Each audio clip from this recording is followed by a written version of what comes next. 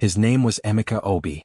And on the morning of April 14, 2024, he was standing at an altar in the most expensive wedding Enugu state had seen in a decade, dressed in a charcoal suit made in Milan, holding the hand of a woman who had waited 3 years to stand beside him. 400 guests were watching. Senators, commissioners, church elders. The kind of people who fill rooms with the particular weight of accumulated power. The string quartet was playing. The priest had opened his Bible. Everything was proceeding exactly as it was supposed to proceed. And then Emeka's eyes moved. Past his bride. Past the altar flowers. Past the front rows of important people. All the way to the back of the Grand Arcadia Hall, to a spot near the entrance where a woman was standing. She wore a plain cotton dress. Flat shoes. Her hair held back simply. She looked like she had walked in from a different world entirely, which, in every sense that mattered, she had. She was holding the hands of 2 small children. A boy and a girl. Both around 7 years old. Both staring at the altar. Staring at Emeka. He looked at them. He looked at them for 10 full seconds. And then something happened in his face. Not a dramatic collapse. Not the visible crisis you see in movies. Something quieter and more final. The expression of a man who has been carrying a decision for a very long time and has just, without announcement, put it down. He raised one hand. Stop. The priest stopped. The music stopped. 400 conversations stopped before they started. His bride, Ada Nwosu, turned to look at him. Emeka, she said. I cannot do this. He let go of her hand. He walked. Past the front row, where his mother sat with both hands pressed to her mouth. Past his best man who took 2 steps forward and then stopped, not knowing what he was stopping for. Past senator after pastor after family friend, all of them watching, none of them understanding. He walked the full length of the aisle. He walked to the back of the hall. He stopped in front of the woman in the plain dress. He looked at her. Then he looked down at the boy standing beside her. The boy looked up. 7 years old. Dark, careful eyes. A face that 3 people near the back would later describe, independently without coordinating their accounts, as looking so much like Emeka that it stopped their breath. The boy said 3 words. 3 words, spoken in the voice of a child who has waited a long time to say them without knowing he was waiting. Are you Papa? The silence that followed was the kind that does not break easily. It settled into that hall like something heavy and permanent. A woman in the 3rd row began to cry. The best man stood motionless. Ada Nwosu's bouquet fell rows by rows to the marble floor. Nobody moved for a very long time. And in that stillness, in that hall full of power and money and carefully arranged importance, the most expensive wedding in Enugu was over. But the real story had not ended. It had, in the truest sense, just begun. To understand why those 3 words carried that much weight, you need to go back 9 years. Back to a cracked screen phone and a single room off Nike Lake Road and a woman named Chioma Eze, who believed in a man before there was any evidence she should. Before we go further, tell us in the comments where you are watching from. We love hearing from our community. And if you have not already, hit that subscribe button so you never miss a story like this one. In 2015, Emeka Obi did not look like a man who would one day be worth billions. He was 26 years old. He had a second-class lower degree in computer science from the University of Nigeria, Nsukka. He was renting a single room in a compound off Nike Lake Road with 2 other men. He ate Gary and groundnut soup 4 days out of 7. His phone was a used Techno with a cracked screen. His shoes were worn at the heel. But even then, people who knew him said the same thing. There was something about Emeka that was different. Not loud. Not aggressive. Not the kind of man who announced himself when he walked into a room. The kind of man who watched things carefully before he spoke. The kind of man who, when he did speak, said something worth hearing. He had grown up in Ogu, a town south of Enugu, the second of 4 children. His father drove a Kiki Napep. His mother sold akara outside a government secondary school every morning from 5:30 until the akara finished. They were not poor the way people talk about poverty in the abstract. They were poor in specific, daily ways, counting the exact number of pieces of meat in a pot, managing school fees month by month, choosing between bus fare and lunch. Emeka had watched his parents work with a devotion that shaped him quietly from early on. He had decided, without ever announcing it, that he would not simply work hard. He would work differently. At university, While other students were calculating how to pass exams with minimum effort, Emeka was teaching himself things that were not on any syllabus. He studied how mobile payment systems worked in Kenya. He read about logistics technology in China. He watched interviews with software founders and replayed certain minutes again and again until he understood the thinking behind the words. By the time he graduated and moved to Enugu, he had an idea. Nigeria had a problem with logistics. Small business owners, the woman selling fabric in Ogbit, the man distributing beverages across 3 local governments, had no reliable way to track deliveries, manage orders, or connect with transport providers. The informal systems they used were slow, expensive, and full of theft and miscommunication. Emeka believed he could build a software platform that would solve this. The problem was money. The problem was that a man living in a single room off Nike Lake Road, eating Gary 4 days a week, did not have money to build a technology company. What he had instead was time. And a woman named Chioma Eze, who believed in him before there was any evidence she should. Chioma Eze was 24 when she met Emeka. She was from Udi, a town about 30 minutes from Enugu, and she had come to the city to find work after finishing a diploma in business administration at the Institute of Management and Technology. She found a job as an administrative assistant at a small trading company on Ogwi Road. The pay was not generous, but it was consistent, and Chioma was the kind of person who could make something consistent stretch further than most people thought possible. She kept a notebook in which she recorded every single naira she spent, from her weekly transport to the cost of a sachet of peak milk. Not because she was anxious, but because she had learned, watching her mother raise 3 children alone after Chioma's father died, that money without attention disappears like morning mist. She was precise. She was also warm. The kind of warm that does not announce itself. The kind you feel in a room where she is, without being able to say exactly why. They met at a church fellowship on a Wednesday evening in January. Emeka had attended because his landlord gave him the flyer. Chioma attended because she attended every Wednesday. They ended up at the same table during the small group discussion. Emeka said something that evening about faith that most people in that room had not said before. Most young men talked about faith as a transaction, something that would pay dividends quickly if properly managed. Emeka talked about it as something you practiced in the dark, when no one was watching, with no guarantee that anyone would ever see. After the fellowship, they walked to the bus stop together. They talked for 45 minutes and missed 2 buses. By the time they parted, Chioma had given him her number. 3 months later, she had heard the full story of his idea. She had asked careful questions. She had pushed back on the parts that seemed soft. And when he finished explaining, she said something he never forgot. The idea is real. The question is whether you are serious enough to survive the part where nothing is working yet. Emeka looked at her for a long moment. Are you serious enough to survive it with me? He asked. She did not answer right away. Chioma never gave fast answers to serious questions. But eventually she said yes. And for the next 3 years she kept that answer. What followed were not romantic years in the way that word is usually used. They were years of work. Years of small forward movements and large frustrations. Years that tested everything. Chioma continued working her administrative job while Emeka worked on his platform. She contributed to their shared rent when Emeka's funds ran dry, which happened regularly. She bought food when his account was empty. She did not do these things loudly or with the kind of generosity that demands acknowledgement. She did them the way you tend to something you have committed to, quietly, without drama. In the evenings, after her own full day of work, she would sit with him while he coded. She did not understand the code. But she understood the person writing it. And sometimes what a person needs most is not someone who can help directly, but someone who can sit beside them in the difficulty and stay.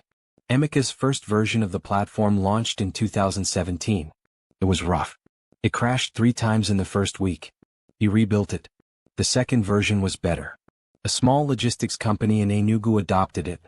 Then another in Onitsha. Word moved slowly, the way real things often move, without spectacle but with weight. By 2018, 23 businesses were using the platform. By early 2019, the number had crossed 100. Then a Lagos-based venture capital firm came knocking. Emeka flew to Lagos for a meeting. He returned looking different. Not visibly excited. Changed in the way a person changes when they have seen a door they had imagined but never actually stood in front of. The firm wanted to invest. The number they proposed was more money than Emeka had ever held in his mind at one time. There was a condition. Not written in the term sheet. Spoken privately after the formal meeting by the firm's lead partner, a man named Kelechi Eze. Kelechi told Emeka that the firm's investors included prominent families with conservative expectations. They invested in image as much as capability. They needed their founders to project stability, seriousness, the right kind of social presentation. He had looked at Emeka carefully when he said this. Emeka had understood. He went home to Enugu and said nothing to Chioma about that part of the conversation. 2 weeks later, he told her that things were getting complicated with the investment. That he needed time to think. That he might need to travel to Lagos for several weeks. Chioma listened. She asked a few quiet questions. And then she told him something. She was pregnant. The silence that followed was not comfortable. Emeka looked at her for a long time. He said he needed time to process everything. That the timing was difficult. That the investment was at a critical stage. Chioma did not cry. She nodded. She did not hear from him properly again for 9 years. People who knew Emeka in the years that followed described him as focused. Successful in the compounding way that serious people become successful when they remove all obstacles and move in one direction. The investment came through. The platform, which he eventually named Track Niger, expanded across southeast Nigeria, then southwest, then north. By 2021 it operated in 11 states. By 2022 a South African private equity firm took a minority stake at a valuation that made national business news. Emeka appeared on the cover of a magazine. He moved into a house in GRA Phase 2. He hired a team of 40 people.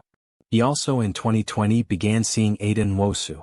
Ada was the daughter of Chief Nwosu, a retired commissioner who had served under 2 governors and whose name carried weight in every important room in Enugu State.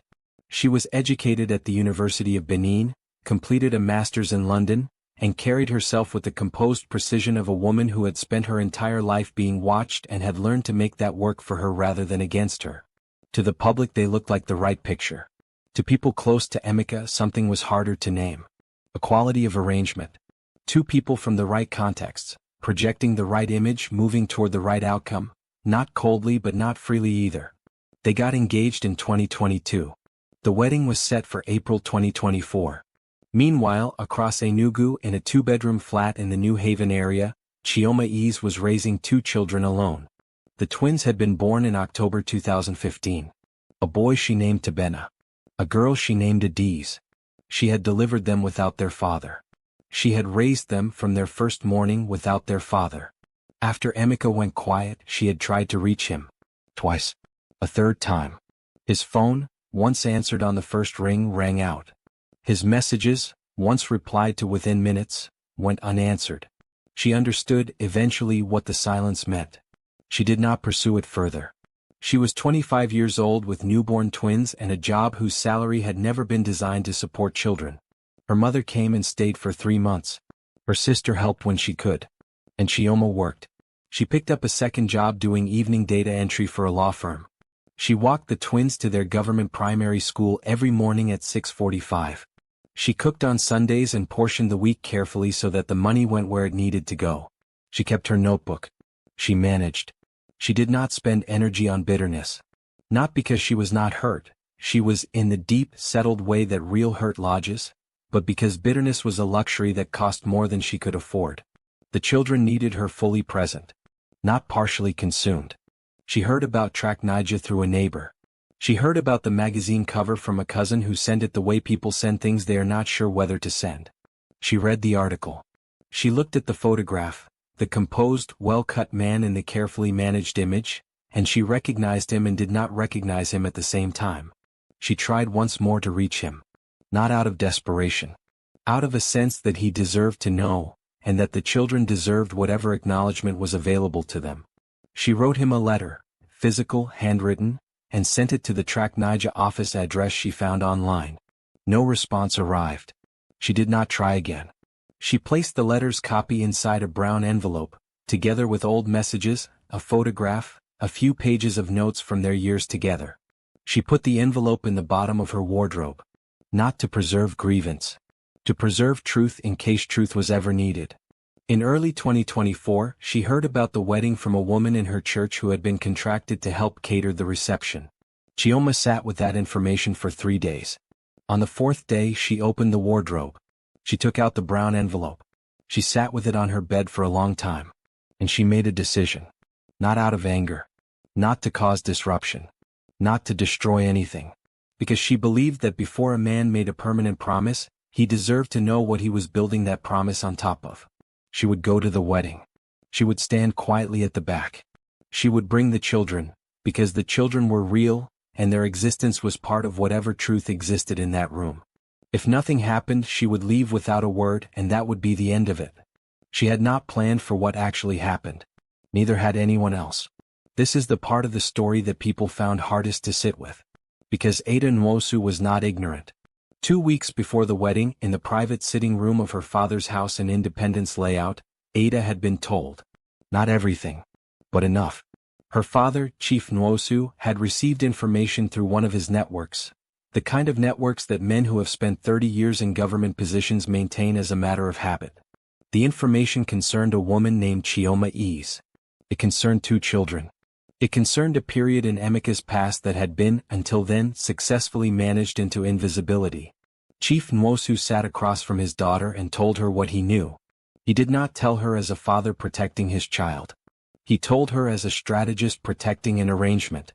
These things can be handled, he told her. Quietly. With money. It is not the first time a man of his kind has had complications from his past. What matters is that they remain in the past. Ada had sat very still while he spoke. She was not a naive woman. She had grown up in rooms where important things were discussed in careful language, where reality and its presentation were managed as 2 separate operations. She understood that the world she had been raised in ran on this understanding, that certain truths were filed away not because they were false, but because acknowledging them would cost something that the people involved were not willing to pay. She had told herself in the days that followed, that she was being practical. That the children's existence did not erase what she and Emeka had built. That money could create a comfortable, quiet arrangement. That plenty of marriages in her world had been built on similar foundations without collapsing. She had told herself this carefully and repeatedly. And on the morning of the wedding, she had put on the gown that had taken 3 months to make and walked down the aisle on her father's arm.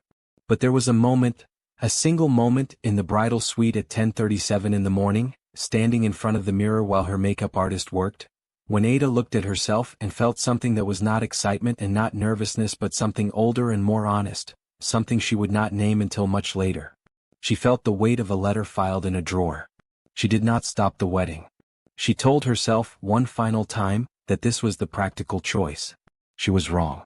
She would come to understand exactly how wrong, and exactly what it had cost, not only herself but a woman she had never met, and 2 children who had done nothing except exist. But that understanding came later. On the morning of April 14, 2024, Ada Nwosu walked into the Grand Arcadia Hall and stood at the altar. And the man beside her was already somewhere else entirely. Emeka had woken at 6 in the morning on a day that should have been the best day of his life, and had sat on the edge of his bed for 11 minutes without moving. His personal assistant had laid out his suit. His barber came at 7. By 8:30 he was dressed, shoes on, sitting in the parlor looking at nothing in particular. His best man, Deli Anieto, arrived at 9. Deli had known Emeka since university, one of the few people who knew both the man before the money and the man after, and had occasionally noticed, without ever saying so directly, that they were not entirely the same person. "You look like a man about to receive a court summons," Deli said. Emeka smiled. It did not reach his eyes. "I'm fine," he said. "Let's go." The hall filled between 10 and 11. The string quartet played. The ushers stood at attention. Everything proceeded with the smooth, expensive efficiency of an event that had been planned by professionals for 2 years. At 11:25 the music shifted to the processional. The bridesmaids came first in wine-colored lace. Then the flower girls.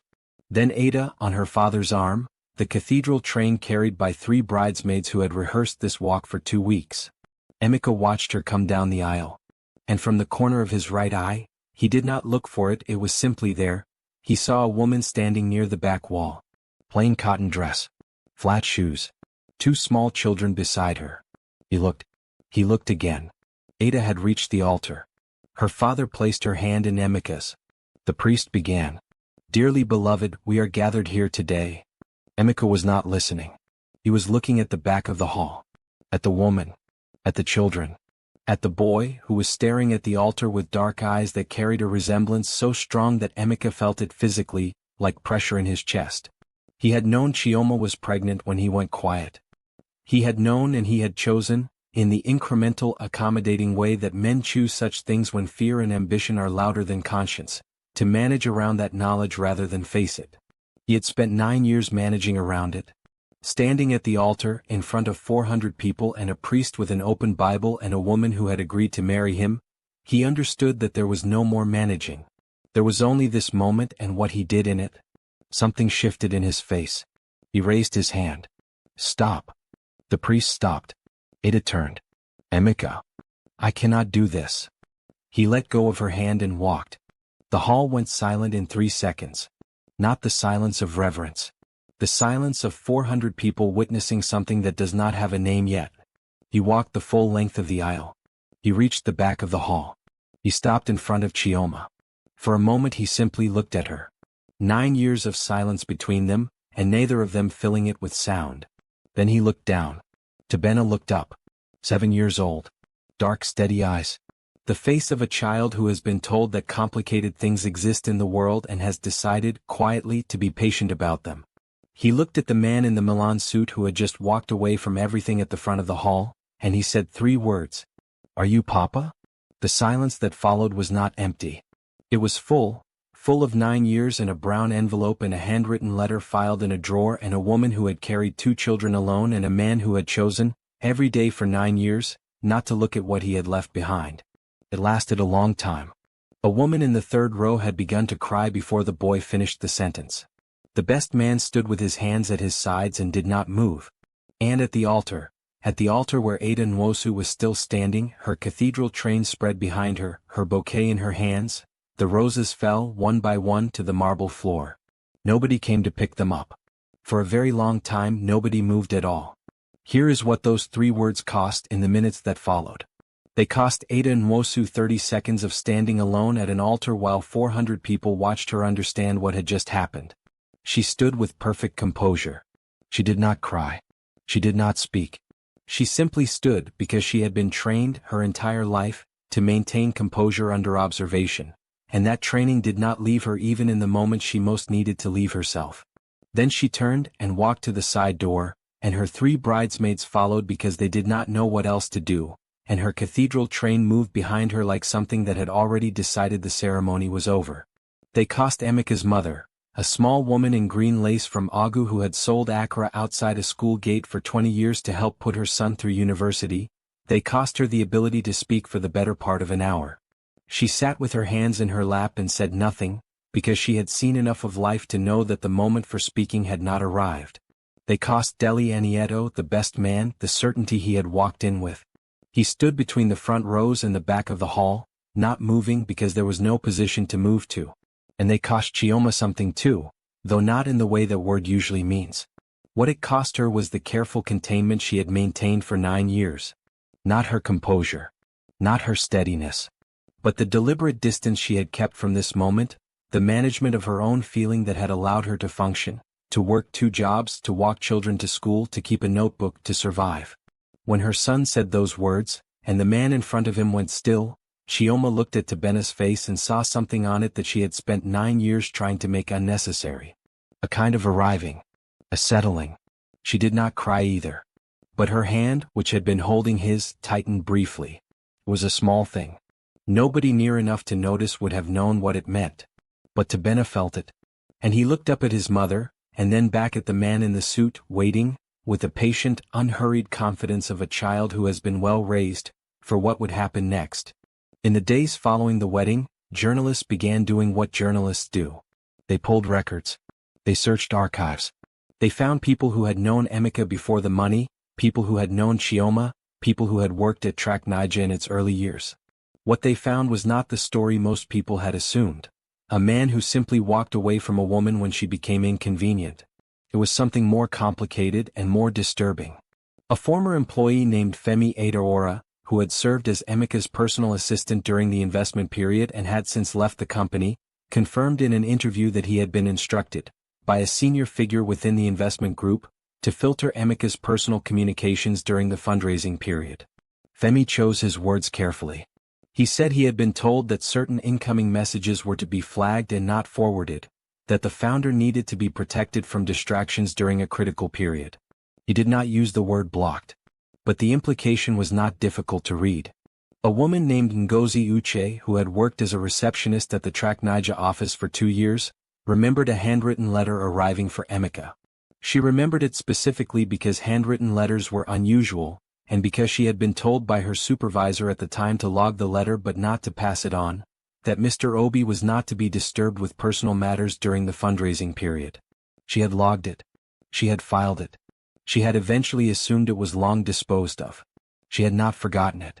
When she sat across from a journalist and told this story, she did so with the particular gravity of a person who has been holding something heavy for years and has decided, finally, that it belongs somewhere other than in her own keeping. Kelechi Ease, the investment partner, declined to be interviewed. His communications team released a statement saying the firm did not involve itself in the personal lives of its portfolio founders. The statement was noted. It was also largely disbelieved by anyone who had spent time watching how money managed image in Nigerian business. The picture that formed was this. A man with genuine ability had been given access to serious capital. Around that access, a set of interests, financial, social, reputational, had constructed a version of him that required the erasure of certain truths.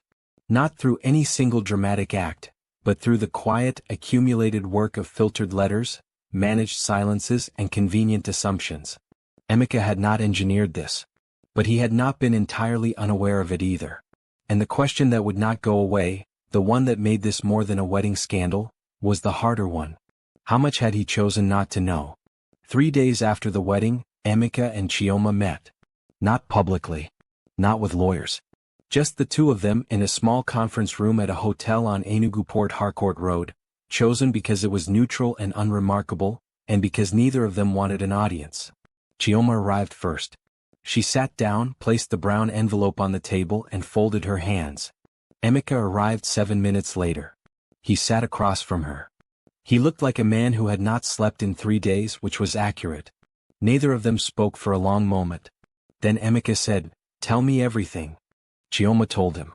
She did not dramatize. She did not load the story with accusation. She told it plainly, start to finish, fact to fact.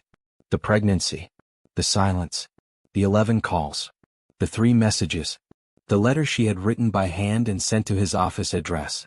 She opened the brown envelope and placed the documents on the table one at a time. Old messages between them.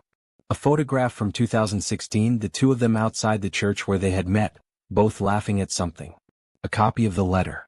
The twins' birth certificates, with his name listed as father. A decision she had made not as a claim but as a record of what was true. Emeka looked at each document for a long time. Then he said, "I thought you left." Chioma looked at him. "I called you 11 times. The calls? I did see the calls." This was the part that cost him something to say. It sat in the room between them like an object with weight. I was in a period where I was being told that everything needed to be. There were people who said the investment would collapse if anything appeared. "Emeka," Chioma said. He stopped. "I am not here for an explanation of why you did what you did. I have lived with that question for 9 years and I made peace with it because I had to. I am here because my son asked me last week if his father knew he existed. And I could not answer him." The room was quiet. "He is 7 years old," Chioma said. "His sister is 7 years old. They are good children. They are your children. And whatever happened between us, they did not make any choices. They simply exist. And they deserve to be known." Outside in the corridor, someone was wheeling a trolley. A door opened and closed down the hall. The ordinary world continued, indifferent. Emeka put his face in his hands. When he looked up, his eyes were red. "I'm sorry," Chioma nodded. Not as absolution. As acknowledgement. She had seen enough of people to recognize genuine sorrow. "When can I meet them?" he asked. "Properly. When you are ready to be consistent, not to appear once and disappear. If you meet them as someone who is going to stay. They are old enough to feel the difference." "And you?" he asked. What do you want? She thought about this the way she always thought about serious questions, carefully, without rushing. I want them to know their father. I want them to grow up without a gap where that should have been. I want what I always wanted, Emeka. Not money. Not a wedding. Not a title. Just truth. Just what is real. He was quiet for a long moment. I want to be in their lives. I want to do this properly. Then do it properly. She stood. She gathered the documents back into the brown envelope. She picked up her bag. At the door, she paused without turning around. For what it is worth, she said, the children are remarkable. You missed years. But there are years ahead if you choose them. She left. Emeka sat alone in the conference room for 20 minutes before he was able to stand. Ada Nwosu did not speak publicly for 2 weeks. When she did, it was in a written statement. Measured, composed, consistent with everything she had always been. She confirmed that she had known, before the wedding, that questions existed about aspects of Emeka's past. She confirmed that she had been generally aware of the situation involving Chioma and the children. She said she regretted how events had unfolded, and that she wished all parties involved, including the children, well. The statement was noted. It answered nothing. What it left out was the room in her father's house 2 weeks before the wedding. What it left out was the calculation she had made, sitting very still while Chief Nwosu told her that these things could be handled quietly with money the way they always were. What it left out was the mirror in the bridal suite at 10:37 on the morning of April 14th, and the feeling that had moved through her while the makeup artist worked, the feeling she had chosen not to name. Ada was not a villain. That would have been too simple and too forgiving both at once. She was a woman who had grown up in a world that ran on the management of appearances, who had learned that world's rules early and thoroughly, and who had applied those rules on a morning when what was required was not rules but conscience. She had told herself she was being practical. She had been afraid. These two things are not the same, and she was intelligent enough to know the difference. It simply took the collapse of a marble-floored, chandelier-lit, 400-guest wedding to make the difference impossible to ignore. In a private conversation that her family friend later described, Ada had said one thing that did not appear in any public statement. She had said, I told myself the children could be dealt with quietly. That money handles things like this. I thought I was being practical. I understand now that I was just choosing the version of events that was most convenient for me, and I made that choice at their expense. At her expense. At the expense of children who had done nothing except exist. She paused. I will have to live with that. It was the most honest thing anyone in this story said about themselves. Her father, Chief Nwosu, made no statement. His silence was its own kind of answer. Ada relocated to Lagos 3 months later. She found work at a financial services firm.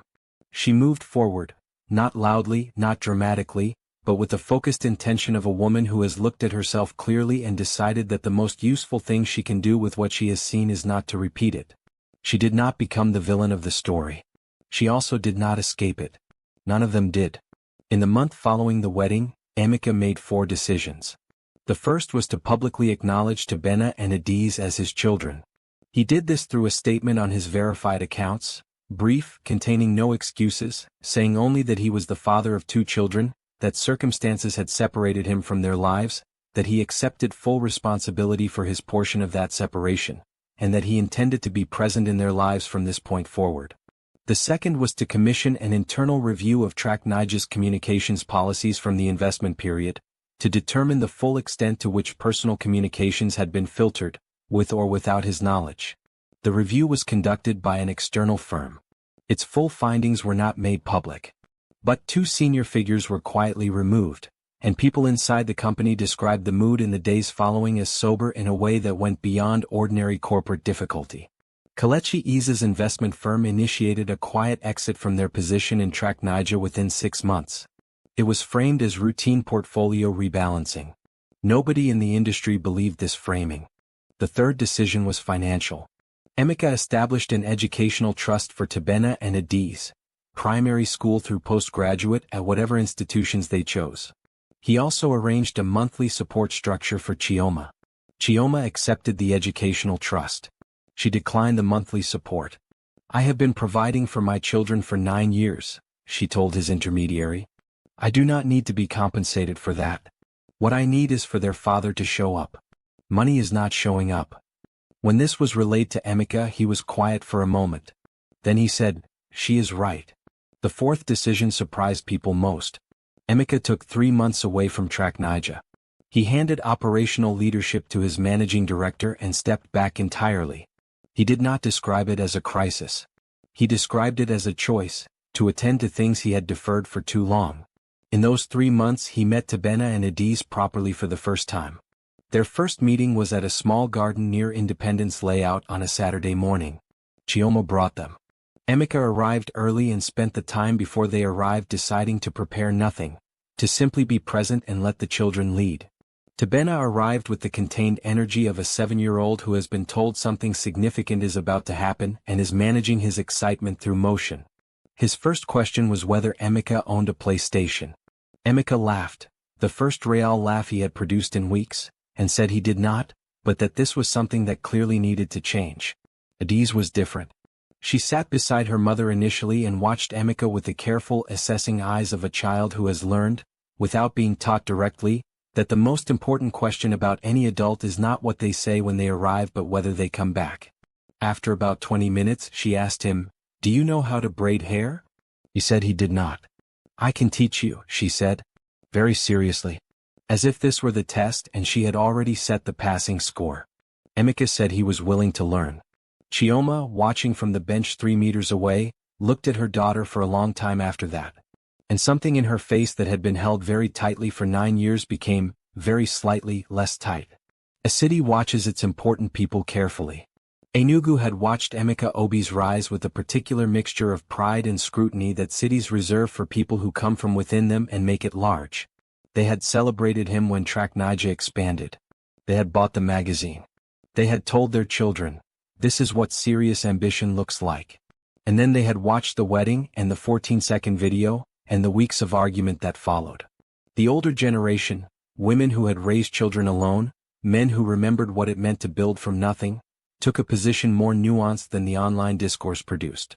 They were not uniformly condemnatory. They had seen what investment capital pressure could do to a young man standing at the edge of everything he had worked toward. They understood if they did not excuse. What they did not release him from was the letter. The letter had become, in every retelling, the single detail that would not soften. Not the unanswered calls, which the pressure of a critical business moment could explain if not excuse. Not even the 9 years of silence, which could be explained, with effort, by the combination of external management and a young man's failure of nerve. But the letter. A handwritten letter from a woman with newborn twins, sent to an office building where the man it was addressed to worked every single day, and that letter being logged, filed, and never delivered. That, the older women of Enugu said to each other, was not circumstances. That was a system. That was what happens when money begins to organize the world around itself, deciding what arrives and what does not, who is permitted to exist in a man's life and who is filed in a drawer. And it raised questions that reached past this particular story.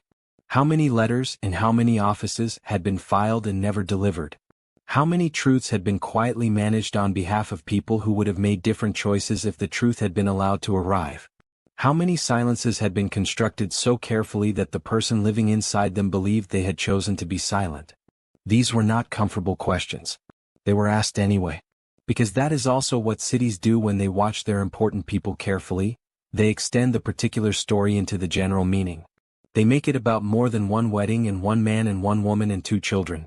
This story, Enugu decided, was about more than that. It was about what we allow to be managed away from us, and what we allow to be managed away from others, and whether we are paying close enough attention to the difference. By April 2025, 1 year after the wedding that was not, several things had changed. Tebena and Adiz had spent 4 Saturdays with their father. Then it became every Saturday. Then sometimes Sundays too. Emeka had not missed a single agreed visit. He had attended Tebena's interhouse sports day, sitting in the parent section in a plain shirt, and watched his son come second in the 100-meter sprint with the specific, private emotion of a man experiencing something ordinary for the first time and understanding, too late, and then with gratitude, how extraordinary ordinary things are. He had attended Adiz's class recital. He had sat in a plastic chair in a school hall that smelled of chalk and floor wax, among parents who recognized him and had the grace not to make it into anything, and he had watched his daughter recite a poem she had memorized entirely by herself, and he had understood something about who she was. Her precision, her self-possession, the way she did not look at him for reassurance before she began but simply began, that no amount of reports about her could have told him. Adiz had given him his second braiding lesson. He was marginally better than he had been the first time. She still found his incompetence more amusing than frustrating, which remained its own form of grace. Chioma had not changed significantly. She had continued to work, to manage, to be the precise and warm and unsentimental person she had always been. She and Emeka were not together, neither had suggested it, both understanding without discussion that whatever existed between them 9 years ago had been altered past recovery, and that what was available now was something different. A co-parenthood grounded in mutual respect, functional and honest and without the residue of old expectation. She had agreed to the new arrangement. Emeka would show up on the agreed days. He would attend the significant events. He would be consistent. The terms were simple. They both knew the terms meant nothing except in the keeping of them. So far he had kept them. Track Niger had continued to grow. Revised communications policies were in place. 2 senior figures were gone. A public statement had been made about transparency. Whether it would hold under future pressure was a question only the future could answer. But the statement had been made seriously, and the people who had heard it, inside the company and outside, had noted the difference between a statement made to manage optics and a statement made because something had actually shifted. Emeka had decided, somewhere in the months after the wedding, that he did not want to manage his reputation anymore. The construction of managed images, he had come to understand, was expensive in ways that did not appear on financial statements, expensive in the currency of reality, of genuine relationship, of what remains when the cameras and investors and social commentary have moved on. He had decided to try something different, to simply be what he was, which was a man who had made serious mistakes, who carried them clearly rather than hiding them, who was asking, day by day, Saturday by Saturday, braiding lesson by braiding lesson, whether the years ahead could hold more truth than the years behind. It was slower than managing a reputation. It was harder. It produced less immediate validation. But on a Saturday morning in March 2025, when Adiz climbed into the backseat of his car and said, without looking up from her book, "We're going to be late, Papa," that word dropped into the sentence the way words drop in when they finally belong there, not announced, not performed, simply present. Emeka understood something that no amount of capital had ever given him. The most important things do not come through management. They come through showing up. Every time. Without exception. Until the person who has learned, without being taught, to assess whether the adults in her life will stay, until she stops assessing because the question has been answered enough times to settle. That's settling. That is what the word Papa sounded like. And it was worth more than everything else combined. This is where we are supposed to give you a clean verdict. Was Emeka the villain? Was he the victim? Was Chioma a saint? Was Ada simply cold, or was she also trapped inside a world that had given her very little room for anything but the choice she made? The honest answer is that this story does not sort cleanly. What it contains is this. A man with real ability who, at the most important moment of his early life, chose accommodation over honesty. Not dramatically. Not with the self-awareness of someone making a consciously bad choice. In the quiet, incremental way that most moral failures happen. One small compromise, then another, then the silence that follows when small compromises have compounded long enough to become a wall you can no longer see past. A woman who chose to carry what she had been left to carry, without bitterness, without performance, with the specific, grinding dignity of someone who has decided that the children in front of her are more important than the grief behind her. Who kept a brown envelope not as a weapon but as a record. Who, when she finally walked into a room where truth was needed, brought it not to destroy anything but to restore what had been taken. 2 children who made no choices and inherited the consequences of everyone else's. Whose lives are the permanent, living evidence that decisions have weight that extends beyond the person who makes them. And a system, built of money and image and filtered letters and quiet arrangements, that enables all of this to happen not through malice, but through the ordinary operation of interests that have been given more power than conscience. The question that remains is not about Emeka. It is not about Chioma.